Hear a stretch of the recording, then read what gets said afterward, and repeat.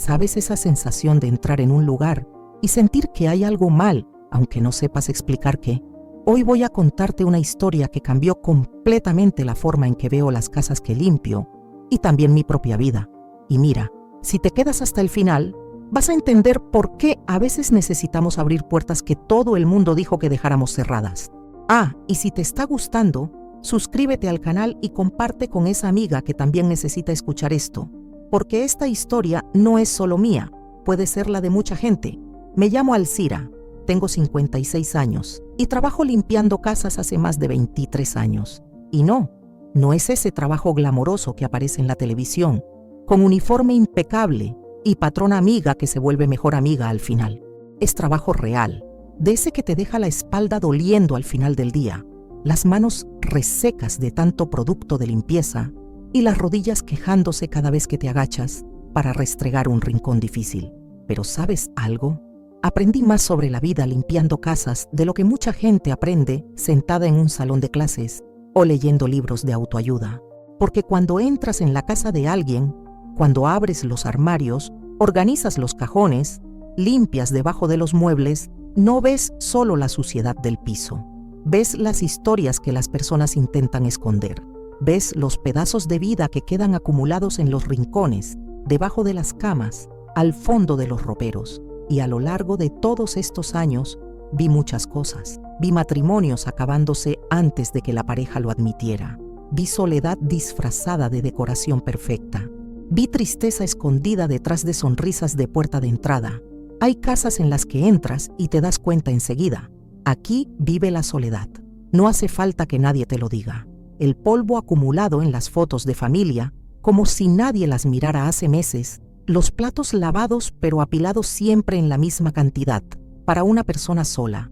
Ese silencio pesado que ni el ruido de la televisión encendida todo el día consigue disimular. Ves las marcas en el sofá, siempre en el mismo lugar, como si la persona se sentara allí todas las noches y no tuviera a nadie más para ocupar el resto del espacio. Ves la nevera con comida que se vence porque fue comprada para dos, pero solo queda uno. Y eso duele de ver, ¿sabes?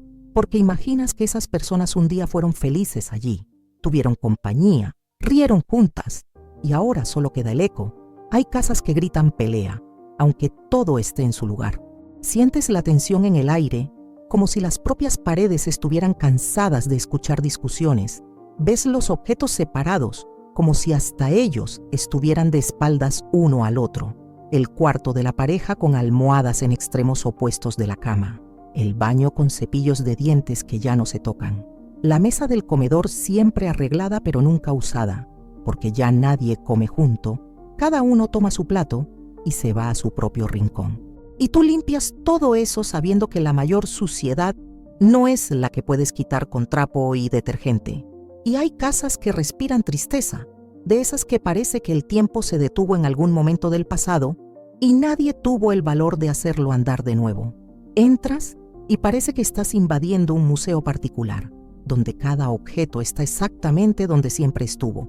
No porque esté bien organizado, sino porque nadie tiene energía para cambiar nada. Son casas donde la vida dejó de suceder y solo quedó la rutina vacía. Pasas el trapo en los mismos lugares, organizas las mismas cosas y sabes que la semana que viene estará exactamente igual, porque nada allí cambia nunca. Fue en una de esas casas que ocurrió lo que voy a contarte. Una casa antigua, de esas construcciones grandes de barrio viejo, con pasillos largos que crujen cuando pisas, techo alto, puertas pesadas de madera maciza y ventanas enormes que parecen siempre cerradas aunque estén abiertas. ¿Sabes esas casas que fueron construidas en una época en que las familias eran grandes y los cuartos tenían que acomodar a todo el mundo? Pues era una de esas. Solo que ahora vivía solo una pareja de ancianos allí, perdidos en ese caserón que tenía demasiado espacio y muy poca vida. El señor Antonio y la doña Marisa. Él era jubilado, debía tener unos 70 y tantos años. Era educado, de esos señores de antes que siempre se quitan el sombrero cuando saludan a una señora y llaman a todo el mundo de usted. Ella era más joven, unos 60 y tantos, pero parecía mayor. No por la apariencia física, sino por el modo, por el peso que cargaba en la mirada. por el silencio que venía de ella como si fuera parte del cuerpo. Ellos siempre me trataron bien. Nunca fueron de esos patrones que se quedan vigilando cada rincón que limpias o quejándose de tonterías. Dejaban el dinero en el aparador de la entrada, siempre exacto, a veces con unas monedas de más de propina. Ofrecían café cuando llegaba. Preguntaban si necesitaba algún producto que hiciera falta. Eran gentiles, de ese modo discreto de quien no quiere molestar ni ser molestado. Pero había algo en esa casa, algo que yo sentía cada vez que entraba. Una cosa que no era solo tristeza o soledad, era diferente. Era como si hubiera un agujero en medio de esa casa, un vacío que chupaba todo alrededor, y por más que limpiara, por más que dejara todo organizado y perfumado, esa sensación nunca se iba. Era como si la casa tuviera una herida que ningún trapo conseguía estancar. Yo limpiaba esa casa todos los miércoles, siempre los mismos ambientes, siempre la misma rutina. Llegaba a las 8 de la mañana, tomaba las llaves que quedaban debajo del tapete de la entrada cuando ellos no estaban, y comenzaba. Primero la sala, con esos muebles pesados de madera oscura que parecían pesar más de lo que realmente pesaban. Después la cocina, siempre muy limpia porque cocinaban poco, comían menos todavía. 2 cuartos que se usaban, el de la pareja y uno que se convirtió en tipo oficina del señor Antonio, lleno de libros viejos y periódicos apilados. Los baños, el área de servicio, todo en orden, todo siempre igual, pero había una puerta que nunca abrí. Estaba al final del pasillo, después del cuarto de la pareja, casi escondida porque el pasillo hacía una curva y ella quedaba medio en el rincón. Era una puerta de madera igual a las otras, pero esta tenía algo diferente. Estaba siempre cerrada, no trancada con esas cerraduras modernas, sino cerrada de ese modo antiguo, ¿sabes? Con la llave del lado de adentro. Se podía ver por la rendija debajo de la puerta que la llave estaba allí, puesta en la cerradura por el lado de adentro, como si alguien hubiera entrado allí, trancado la puerta y nunca más salido. Durante años, pasé por esa puerta sin pensar mucho, ni siquiera preguntaba sobre ella. Aprendí temprano en este trabajo que cada uno tiene sus secretos, sus cajones que no quiere que nadie abra, sus armarios que son solo suyos. Yo misma tengo los míos. Miramos a los otros y pensamos que conocemos la historia completa porque vemos la casa arreglada, las fotos en la pared, el modo en que las personas se visten. Pero la verdad es que todo el mundo tiene un cuarto trancado en algún lugar, sea en la casa de verdad o en ese espacio invisible dentro del pecho que no dejamos entrar a nadie. Y mira que yo ya vi cada cosa en esas casas que limpio. Ya encontré carta de amante escondida en medio de un libro. Ya vi medicamento controlado de más para una persona sola. Ya encontré botella vacía escondida en lugar raro. Ya vi foto rasgada tirada en la basura. Y aprendí que lo mejor en esos casos es fingir que no vi, porque nadie me paga para resolver la vida de nadie, me pagan para limpiar el piso. Y hay cosas que ningún jabón en el mundo limpia, ¿me entiendes? Hay suciedad que es del alma y esa cada uno tiene que limpiarla solo, del modo que pueda. Pero esa puerta era diferente. No era un secreto que alguien intentaba esconder a propósito. Era más como una herida abierta que todo el mundo sabía que estaba allí, pero nadie tenía el valor de tocar. Porque cada vez que pasaba frente a ella, yo sentía que allí adentro había algo importante, algo que cambiaba todo en esa casa. Y yo percibía también en el modo en que doña Marisa miraba hacia el pasillo cuando pensaba que nadie estaba viendo. Era una mirada de nostalgia mezclada con miedo, de deseo mezclado con culpa, como si ella quisiera abrir esa puerta todos los días, pero algo se lo impidiera. El señor Antonio era diferente. Él evitaba ese pasillo. Cuando necesitaba pasar por allí, aceleraba el paso, como si huyera de algo. A veces yo estaba limpiando la sala y lo veía salir del cuarto por la mañana y hacer un camino más largo, dando la vuelta por la cocina, solo para no tener que pasar frente a esa puerta. Y eso me intrigaba. Me hacía pensar en qué tipo de cosa puede ser tan pesada que hasta un hombre de 70 y tantos años, que ya vivió tantas cosas, todavía tiene miedo de enfrentar. Yo comencé a trabajar para ellos hacía unos 5 años, cuando ocurrió esto que voy a contar. 5 años pasando por esa puerta todas las semanas, 5 años limpiando esa casa, 5 años conviviendo con ese silencio pesado que vivía allí junto con la pareja. Y durante todo ese tiempo, nadie nunca tocó el tema, hasta ese miércoles, cuando todo cambió. Era un día de abril, lo recuerdo bien porque era cumpleaños de una sobrina mía y tenía que salir más temprano para ir a su cumpleaños por la tarde. Llegué a la casa del señor Antonio y doña Marisa a la hora de siempre, 8 de la mañana, pero cuando puse la llave en la puerta del frente, sentí que había algo diferente. No sé explicarlo bien. Era como cuando llegas a casa y te das cuenta de que alguien tocó tus cosas, aunque todo esté en su lugar. Una sensación rara, ¿sabes? Entré y llamé, como siempre hacía. «Buenos días, soy Alcira». Silencio. Esto no era totalmente inusual. A veces salían temprano y me dejaban la casa libre para trabajar. Pero había algo en el aire, algo diferente. El olor era el mismo, esa mezcla de casa antigua, de muebles de madera barnizada y de café que siempre quedaba hecho en la cocina. Pero había algo más, como si la propia casa estuviera conteniendo la respiración, esperando que algo sucediera. Fui hasta la cocina para tomar los productos de limpieza que quedaban guardados debajo del fregadero. Y fue allí que lo vi. Encima de la mesa, justo en el centro, donde era imposible no verlo, había una llave, pequeña, de esas antiguas, toda azulada por el tiempo, con esa forma rebuscada que ya no se hace hoy en día. Y al lado de la llave, una nota, papel amarillento, de esos de carta antigua, y una letra temblorosa, claramente escrita con dificultad, que decía solo esto: «Por favor, limpie también el cuarto del fondo, gracias». Mi corazón dio ese latido extraño, de esos que sientes hasta en la garganta. Tomé la nota y la leí de nuevo. La leí una tercera vez y no había ninguna duda sobre cuál cuarto era ese. Era la puerta prohibida, la puerta que estuvo trancada durante 5 años enteros, la puerta que nadie nunca mencionó. Y ahora, allí estaba la llave y el pedido, así de simple, como si fuera la cosa más natural del mundo. Sostuve la llave en la mano y estaba helada, o tal vez eran mis manos las que estaban sudando frío. Busqué por toda la casa, sala, cuartos, baños. No había nadie. El carro de ellos no estaba en el garaje. Habían salido y me dejaron allí con esa tarea, y me quedé parada en la cocina, mirando esa llave, sintiendo el peso de lo que estaba a punto de hacer. ¿Sabes cuando estás al borde de algo y sabes que después de dar el paso no hay vuelta hacia atrás? Era eso. Yo podría muy bien limpiar el resto de la casa, dejar la llave donde estaba, fingir que no había visto la nota. ¿Quién iba a saber? ¿Quién iba a cobrar?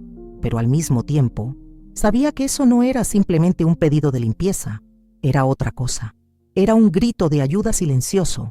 Era alguien que estaba entregando en mis manos algo que ya no podía cargar sola. Y no podía fingir que no lo había visto. Puse la llave en el bolsillo del delantal y comencé a limpiar la casa, pero mi cabeza no estaba allí. Estaba en ese pasillo, en esa puerta, en lo que podría haber dentro de ese cuarto. Mi imaginación comenzó a crear 1000 posibilidades. ¿Sería un cuarto común que simplemente no usaban? ¿Sería algún depósito de cosas antiguas? ¿O sería algo más pesado, más doloroso, más significativo? Limpié la sala en automático. Pasé el trapo en los muebles sin prestar atención. Aspiré la alfombra pensando en otra cosa. Fui a la cocina y lavé la vajilla que había en el fregadero, pero mi cabeza estaba lejos, porque ya había visto muchas cosas en esta vida. Ya había entrado en muchas casas, conocido muchas historias, presenciado muchos dolores, pero había algo en esa puerta que era diferente, que era mayor, y yo sabía en el fondo que lo que quiera que hubiera allí adentro iba a tocarme de un modo que no esperaba. Terminé los otros ambientes, limpié los baños, arreglé el cuarto de la pareja, pasé el trapo en la oficina del señor Antonio. Y finalmente, no había nada más que hacer, solo faltaba esa puerta. Tomé el balde, el trapo, los productos, respiré profundo y caminé hasta el final del pasillo. Parada allí enfrente con la llave en la mano, tuve ganas de desistir, de dejarlo, de volver a casa y olvidar todo eso. Pero había algo mayor que el miedo empujándome. Era curiosidad, sí, pero no era solo eso. Era como un llamado, como si ese cuarto me estuviera esperando, como si hubiera algo allí que yo necesitaba ver, no por ellos, por mí. Puse la llave en la cerradura. Mis manos temblaban un poco. Giré despacio y escuché el clic, la cerradura destrabándose después de tanto tiempo presa. Sostuve la manija, respiré profundo una vez más y empujé la puerta. Lo que había allí adentro hizo que mi mundo se detuviera por completo. Era un cuarto de niño, un varón, por lo que se veía de entrada. Pero no era un cuarto desordenado o abandonado. Era lo contrario. Era un cuarto perfectamente preservado, como si el dueño hubiera salido ayer y fuera a volver mañana. Todo en su lugar, todo limpio, excepto por la capa fina de polvo que 5 años acumulan en todo lo que no se toca. Y era justamente ese polvo lo que hacía la escena aún más perturbadora, porque mostraba que eso no era un cuarto que estaba siendo usado y cuidado. Era un cuarto que estaba siendo preservado, mantenido, congelado en el tiempo. La cama estaba arreglada con un cuidado casi obsesivo. El edredón azul con estampado de superhéroes estirado sin una arruga. Las almohadas mullidas, una de ellas con la marca todavía visible de donde una cabeza solía reposar. Y encima de la cama, recostado en la cabecera, un osito de peluche marrón, de esos grandes, mirando hacia la puerta como si estuviera esperando que alguien llegara. Las paredes tenían pósters del Hombre Araña, de Batman, de Superman. Tenía dibujos también, claramente hechos por un niño, pegados con cinta adhesiva que ya estaba amarillenta por el tiempo. Dibujos de casas, de familias de palitos, de carros y aviones. En el rincón del cuarto, una pelota de fútbol desinflada, una pila de cómics en una mesita de noche, una lámpara en forma de cohete. Había una estantería llena de juguetes, carritos alineados por tamaño, del menor al mayor, muñecos de acción en poses congeladas, un juego de armar todavía por la mitad, como si alguien hubiera parado en medio del juego y nunca más volvió. Y libros, muchos libros infantiles, esos con tapas coloridas y letras grandes. Pero lo que más me llamó la atención, lo que hizo que mi corazón se apretara de un modo que no esperaba, fue la fotografía enmarcada encima del buró. Era un niñito, debía tener unos 7, tal vez 8 años, cabello oscuro medio desordenado, algunas pecas en la cara, una sonrisa amplia que mostraba un diente del frente faltando.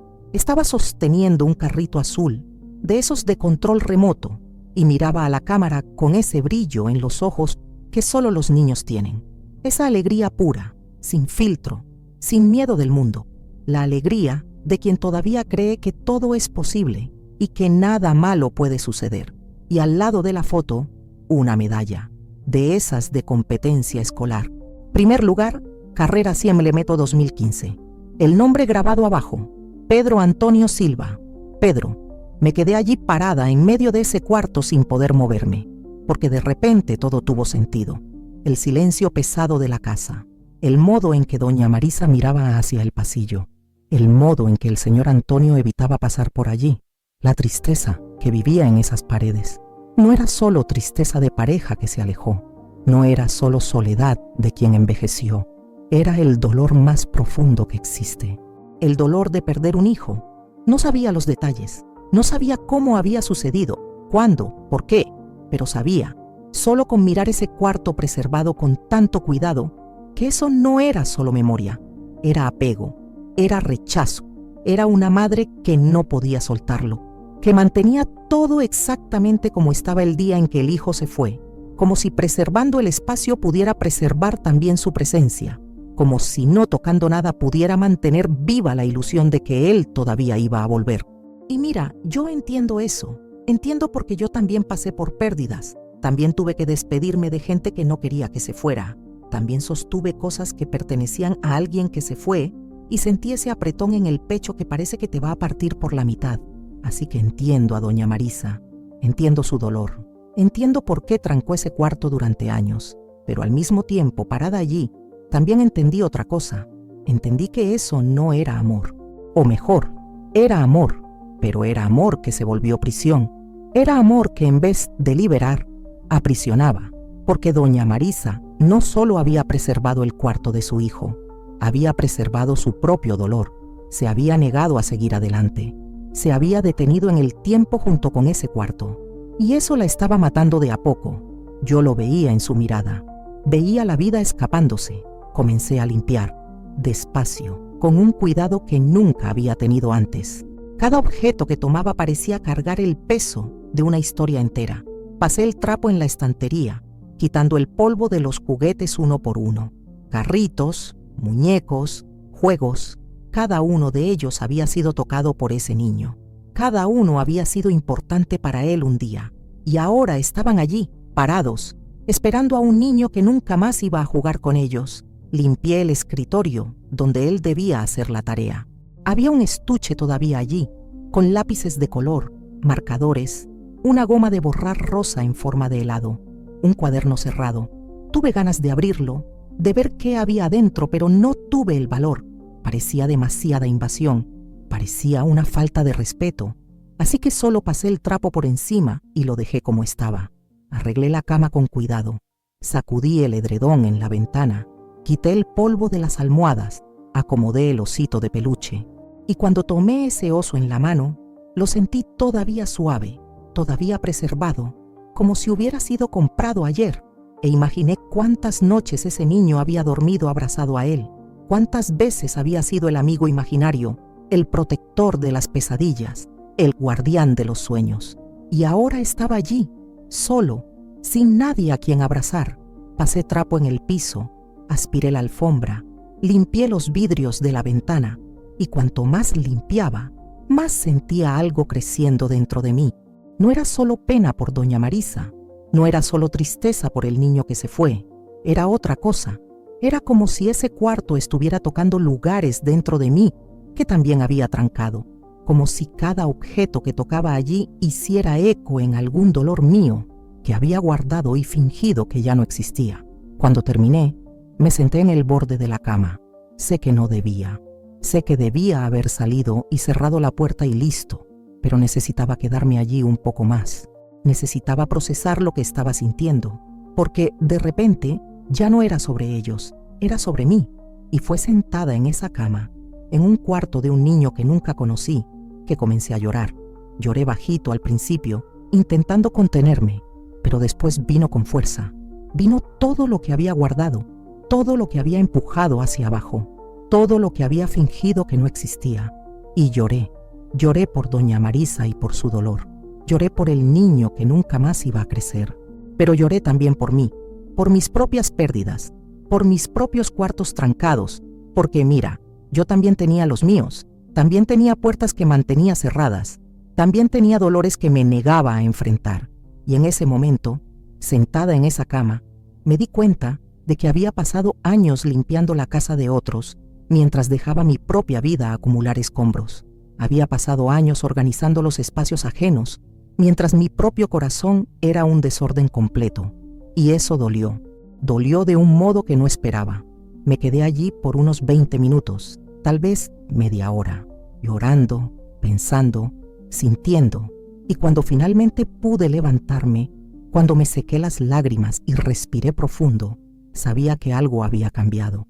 No sabía todavía qué exactamente, pero sabía que ya no era la misma persona que había entrado en ese cuarto. Salí, cerré la puerta despacio y dejé la llave encima de la mesa de la cocina junto con la nota.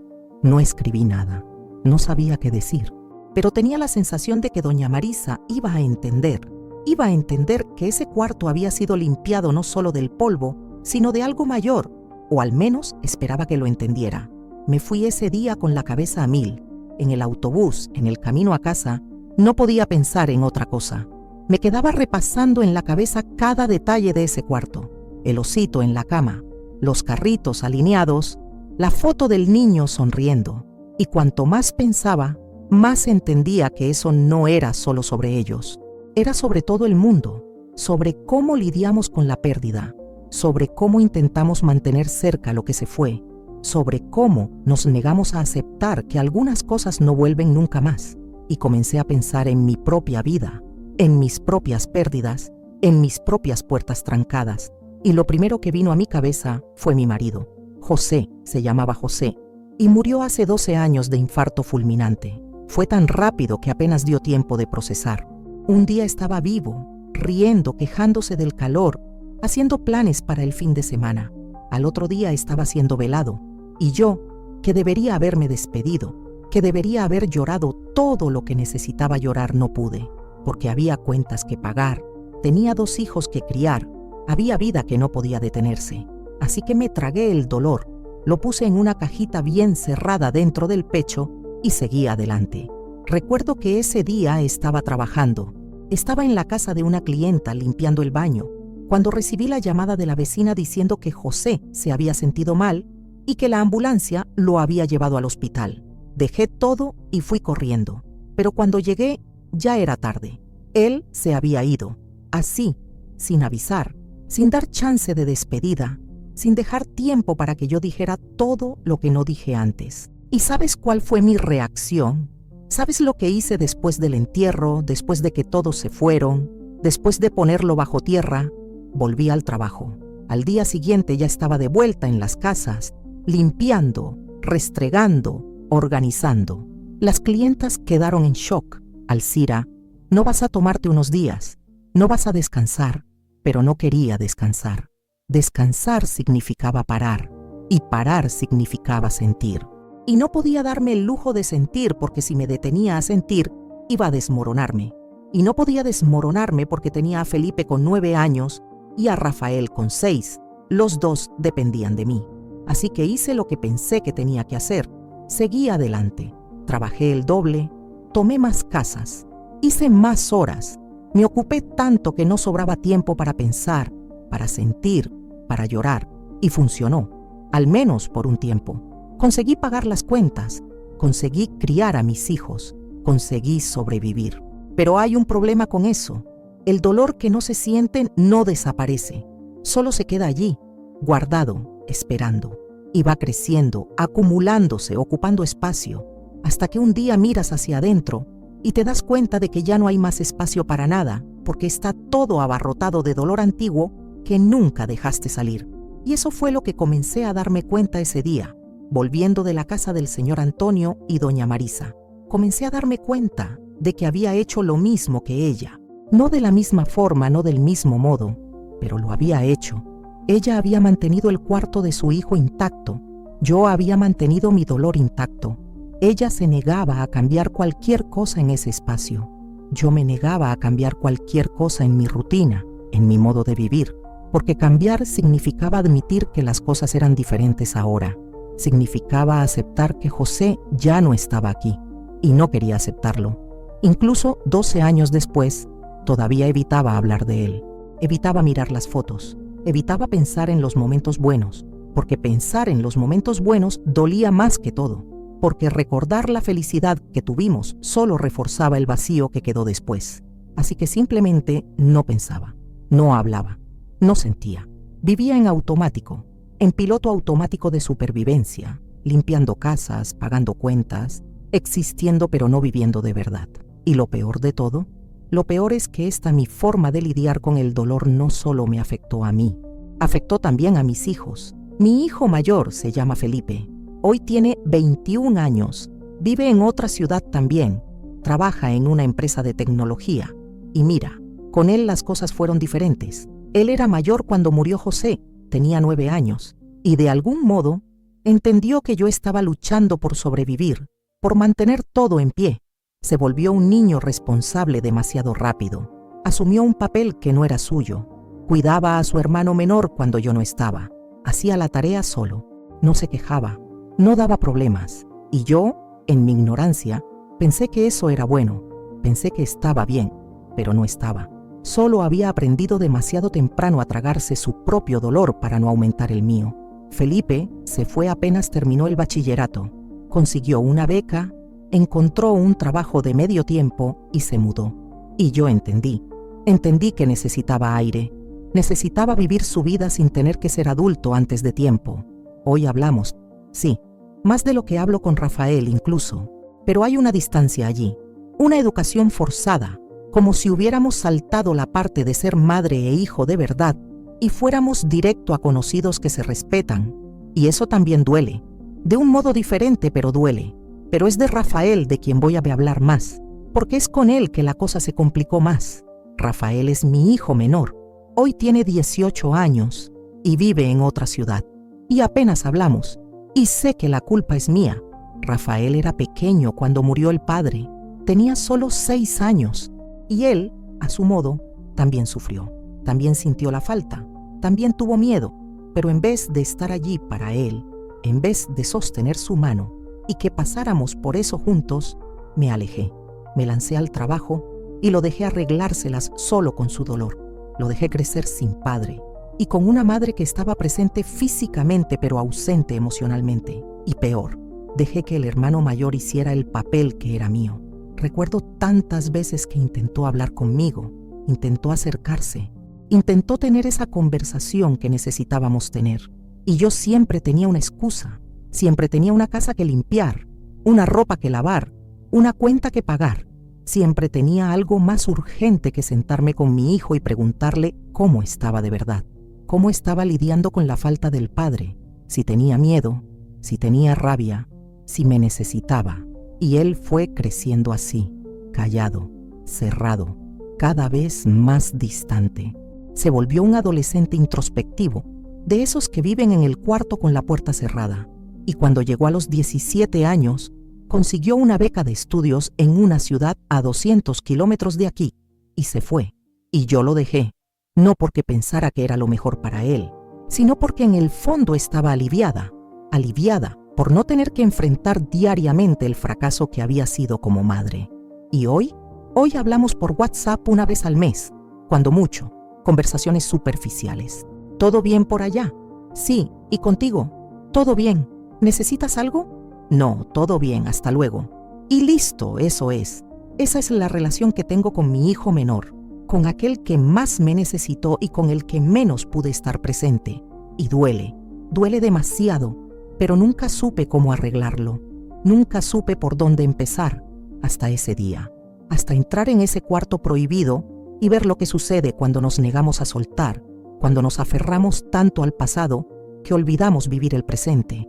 Cuando trancamos las puertas pensando que nos estamos protegiendo, pero en realidad nos estamos aprisionando. Llegué a casa ese día diferente, sintiéndome diferente, pensando diferente, e hice algo que no hacía hace años.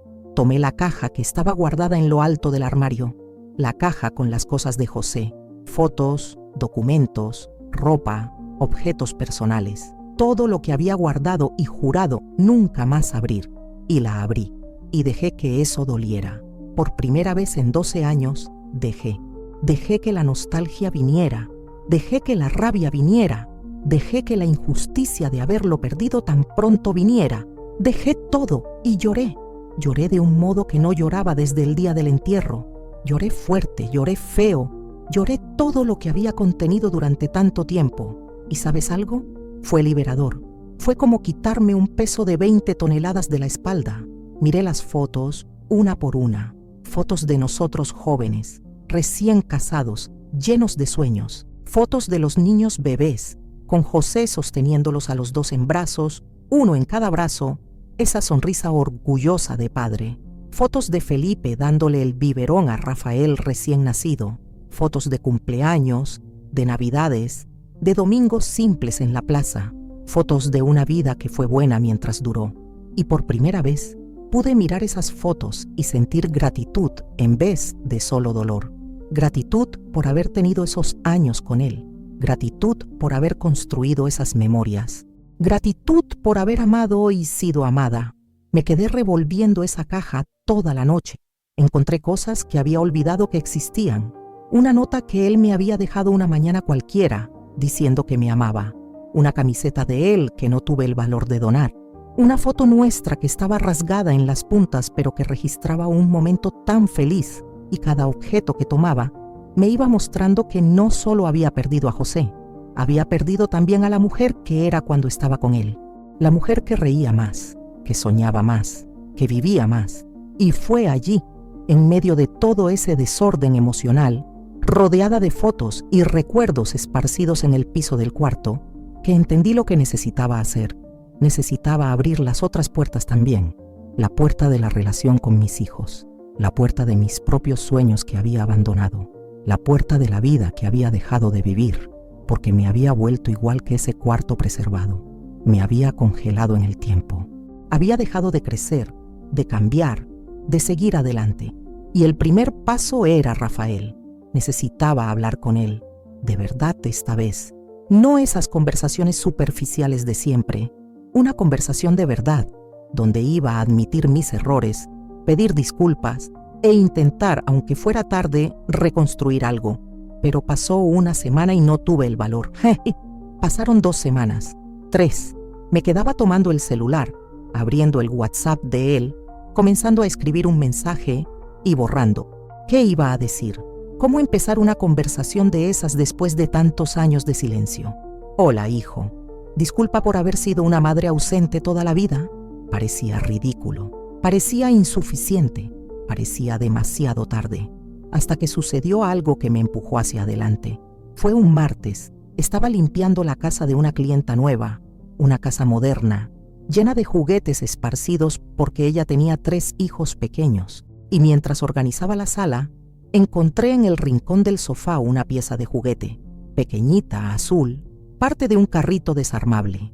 Y cuando tomé esa pieza en la mano, mi corazón se apretó de un modo que me tomó por sorpresa, porque esa pieza me recordó a Rafael, me recordó cuando él era pequeño y tenía un carrito igual, exactamente igual. Adoraba ese carrito.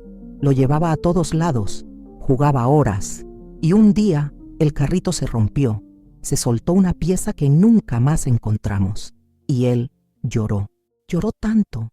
Y yo prometí que iba a comprar otro, pero nunca compré. Siempre había algo más importante. Siempre faltaba dinero. Siempre quedaba para después. Y él fue olvidando, o al menos dejó de pedir. Me quedé allí, sentada en el sofá de esa casa que no era mía, sosteniendo esa pieza azul.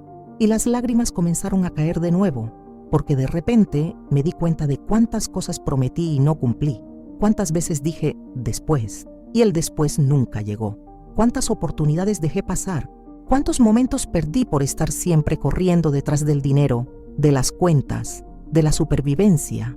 Y allí, con esa pieza en la mano, entendí algo importante. Esa pieza estaba rota, ya no encajaba en ningún carrito, ya no servía para nada técnicamente, pero todavía existía. Todavía tenía forma, todavía tenía color, todavía tenía historia. Y eso significaba algo.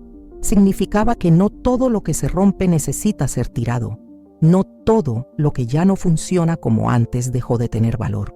A veces la pieza rota es la que carga más significado, la que tiene más historia, la que más importa. Y yo era esa pieza rota. Me había roto cuando murió José. Me había roto de un modo que nunca más pude volver a ser la persona que era antes, pero todavía estaba aquí, todavía existía, todavía tenía valor y tal vez, solo tal vez, todavía había tiempo de arreglar algunas cosas. Tal vez no se podía volver a ser lo que era, pero se podía hacer algo nuevo, algo diferente, algo mejor. Guardé esa pieza en el bolsillo del delantal.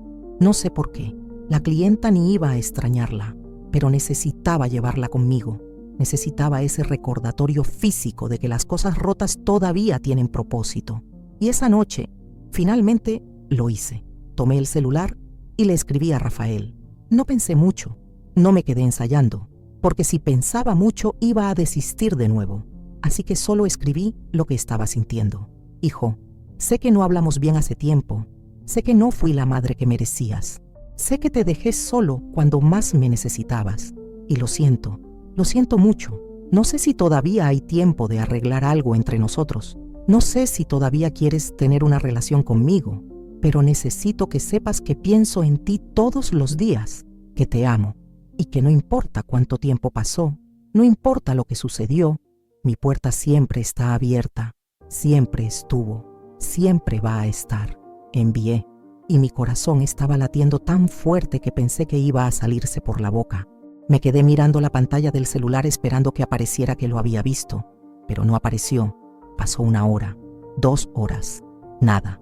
Me fui a dormir sin respuesta. Y dormí mal, despertándome a cada rato para revisar el celular. Al día siguiente, nada. Ni siquiera lo vio. Y comencé a arrepentirme. Comencé a pensar que había hecho mal, que había sido demasiado intensa, que lo había asustado, que debía haber dejado las cosas como estaban. Pasó 1 semana, nada. Y fui aceptando que tal vez no quería responder, que tal vez era demasiado tarde, que tal vez el daño que hice era demasiado grande para ser arreglado. Y eso dolió. Dolió de un modo que no esperaba, pero al mismo tiempo no me arrepentí de haberlo enviado, porque necesitaba hacer eso, necesitaba al menos intentar. Y entonces, un jueves, 2 semanas después del mensaje, estaba en el autobús volviendo del trabajo cuando el celular vibró. Era él. Mi corazón se disparó. Abrí el mensaje con la mano temblando. Mamá, disculpa la demora en responder. Necesitaba tiempo para procesar lo que dijiste. Y para ser sincero, yo también tengo mi parte de culpa. Yo también me alejé. También dejé que las cosas se enfriaran. También me quedé con rabia y guardé rencor en vez de intentar hablar. Pero yo también te extraño. Y también creo que deberíamos intentar de nuevo. No va a ser fácil. No va a ser rápido. Pero si tú estás dispuesta, yo también lo estoy. Lloré. Allí mismo, en el autobús lleno, con gente mirando, lloré. Pero esta vez no era llanto de dolor, era llanto de alivio, de esperanza, de gratitud, porque no había sido demasiado tarde. Todavía había tiempo, todavía había chance. Comenzamos a hablar más, despacio al principio, mensajes cortos, superficiales todavía, pero de a poco fue volviéndose más profundo, más verdadero. Él comenzó a contarme de sus cosas, de la universidad, de los amigos, de las dificultades. Y yo comencé a abrirme también, a contar de mi trabajo, de las casas que limpiaba, de las historias que veía, y por primera vez en años comenzamos a conocernos de verdad, no como madre e hijo que vivían en la misma casa, pero vivían vidas separadas, sino como 2 personas que estaban intentando construir una conexión real. Un mes después de ese primer mensaje, él vino a visitarme, pasó el fin de semana aquí, y fue extraño al principio. Muy extraño. No sabíamos bien cómo actuar uno con el otro. Había esa tensión en el aire, ese miedo de decir algo malo y arruinar todo de nuevo. Pero de a poco fue relajándose. Hablamos de verdad. Él me contó cómo fue crecer sin el padre, cómo fue sentirse solo aunque viviera conmigo, cómo fue ver al hermano mayor asumiendo responsabilidades que no eran suyas, cómo fue sentir que yo estaba allí pero no estaba. Y yo pedí disculpas, lloré, expliqué que había hecho lo mejor que pude, pero que reconocía que no fue suficiente. Y él también pidió disculpas, por haber guardado rencor, por haberse alejado sin dar chance de diálogo, por haber juzgado sin intentar entender. Y en ese momento, sentados en la mesa de la cocina, los 2 llorando, los 2 diciendo verdades que dolían pero necesitaban ser dichas, algo se curó, no todo. No completamente, pero algo. Hoy, 6 meses después de todo eso, hablamos casi todas las semanas. A veces es solo un mensaje rápido, otras veces una llamada, y él viene a visitarme una vez al mes. Y no es perfecto. Todavía tenemos nuestras dificultades, todavía hay temas que son difíciles de tocar, todavía hay heridas que no cicatrizaron completamente, pero estamos intentando, y eso es lo que importa. Y Felipe también comenzó a acercarse más, no del mismo modo que Rafael, porque su herida es diferente, pero llama más, cuenta más de sus cosas, y a veces cuando los 2 vienen a visitarme el mismo fin de semana, nos sentamos los 3 en la mesa de la cocina y hablamos, de verdad. Y en esos momentos veo lo que podríamos haber sido si hubiera tenido el valor de abrir esas puertas antes, pero también veo lo que todavía podemos ser, y eso me da esperanza. ¿Y sabes qué me hizo poder hacer todo eso? Esa puerta prohibida que abrí esa mañana de abril, ese cuarto preservado que me mostró lo que sucede cuando nos negamos a soltar, cuando nos congelamos en el tiempo, cuando trancamos nuestras propias emociones y tiramos la llave. Porque lo que sucedió después con doña Marisa y el señor Antonio también me enseñó mucho. Después de ese día seguí trabajando allá y de a poco fui notando cambios, pequeños al principio. Doña Marisa comenzó a abrir las cortinas del cuarto de Pedro, comenzó a entrar allí con más frecuencia, comenzó a tocar las cosas, no para sacar, no para cambiar todo, sino para tocar, para recordar, pero de un modo diferente, de un modo que ya no era solo dolor.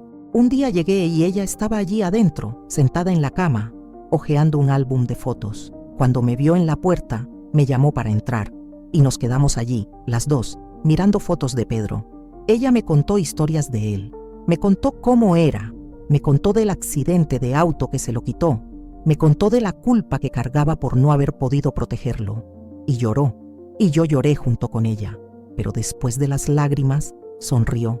Sonrió recordando una historia graciosa de él, de una travesura que hizo, de un momento feliz.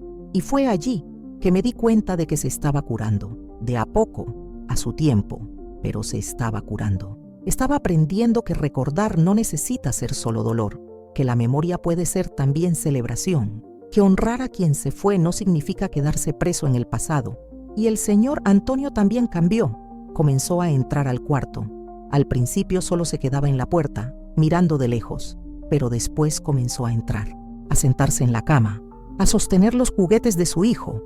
Y un día llegué y él estaba allá, jugando a la pelota con su perro, con la pelota de Pedro. Y eso fue tan simbólico, porque estaba haciendo que esa pelota volviera a tener propósito, volviera a ser usada, volviera a traer alegría, aunque de un modo diferente.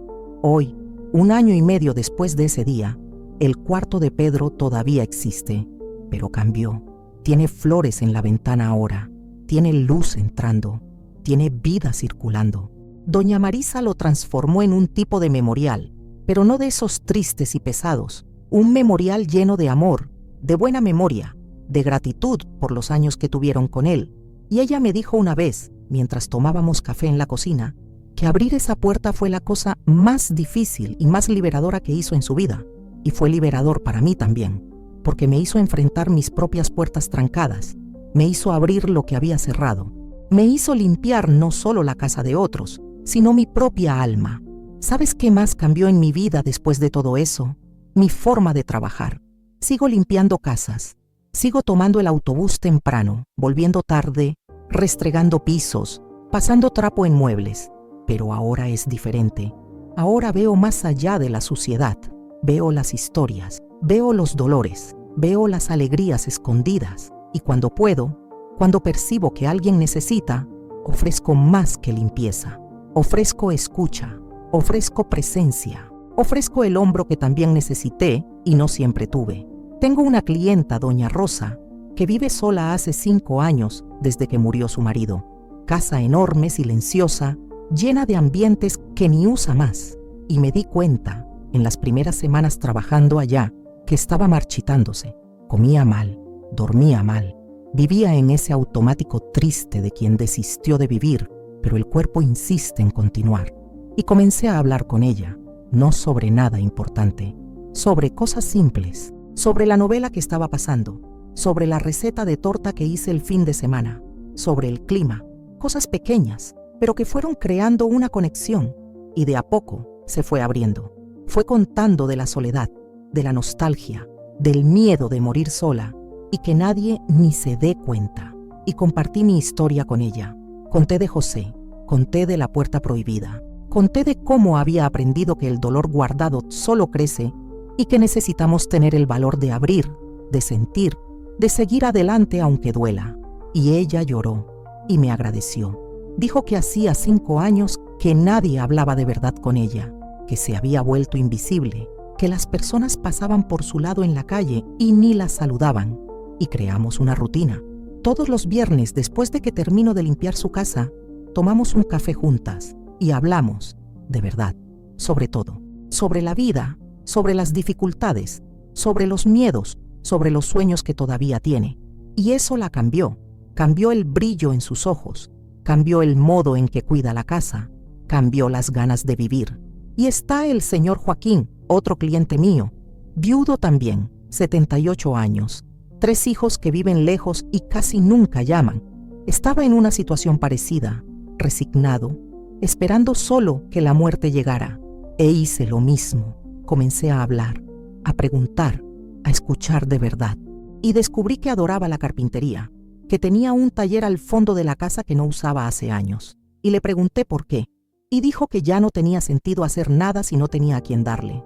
Y le sugerí que volviera a hacer, que hiciera por hacer, por el placer de crear, y que si quería había un montón de gente que adoraría recibir una pieza hecha por él. Asilos, guarderías, instituciones. Y se quedó pensando. Y 2 semanas después me llamó para ver.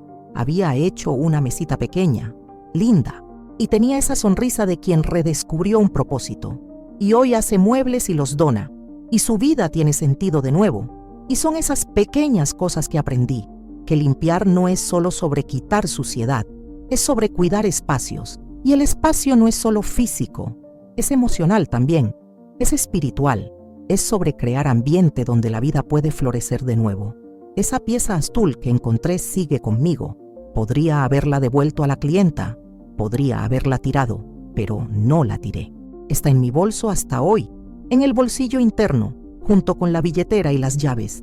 Y cada vez que pongo la mano allí y la siento, recuerdo que las cosas rotas tienen valor. Recuerdo que no necesitas estar entero para ser importante. Recuerdo que la vida continúa incluso después de la pérdida. Recuerdo que siempre hay tiempo de volver a empezar. Y hay una cosa más que aprendí. Aprendí que pasamos toda la vida buscando completud, queriendo estar enteros, queriendo arreglar lo que se rompió, queriendo volver a ser como éramos antes. Pero la verdad es que nadie sale ileso de la vida. Todo el mundo se rompe en algún momento. Todo el mundo pierde pedazos. Todo el mundo carga cicatrices. Y está bien, porque no es la ausencia de ruptura lo que nos define. Es lo que hacemos después. Es si vamos a quedarnos allí parados, congelados en el momento de la ruptura, o si vamos a tener el valor de juntar los pedazos que quedaron y construir algo nuevo. Yo elegí construir algo nuevo. No es igual a lo que era. Nunca va a ser, pero es mío. Es real. Es honesto. Y eso vale más que cualquier perfección. Hoy miro mi vida y veo que todavía hay muchas puertas que necesito abrir. Todavía hay muchas cosas que necesito enfrentar. Todavía hay mucho dolor guardado que necesita salir a la superficie. Pero ya no tengo miedo, porque sé que del otro lado de la puerta no hay ningún monstruo. Hay verdad. Y la verdad, por más que duela al principio, siempre libera al final. Y si hay algo que quisiera que te llevaras de toda esta historia, es esto. No dejes para después. No trances las puertas y tires la llave. No te congeles en el tiempo. No finjas que todo está bien cuando no lo está, porque la vida es demasiado corta para ser vivida a medias. La vida es demasiado preciosa para ser desperdiciada con miedo. Sé que abrir puertas trancadas asusta. Sé que enfrentar lo que hemos estado evitando duele. Sé que es más fácil fingir, empujar hacia abajo, seguir en automático. Pero también sé que eso no es vivir. Eso es solo existir. Y tú mereces más que eso.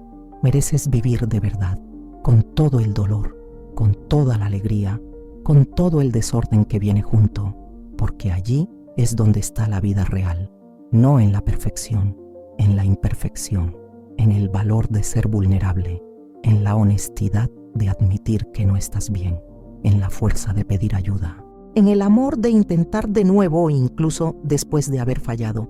Así que mi invitación para ti hoy es esta.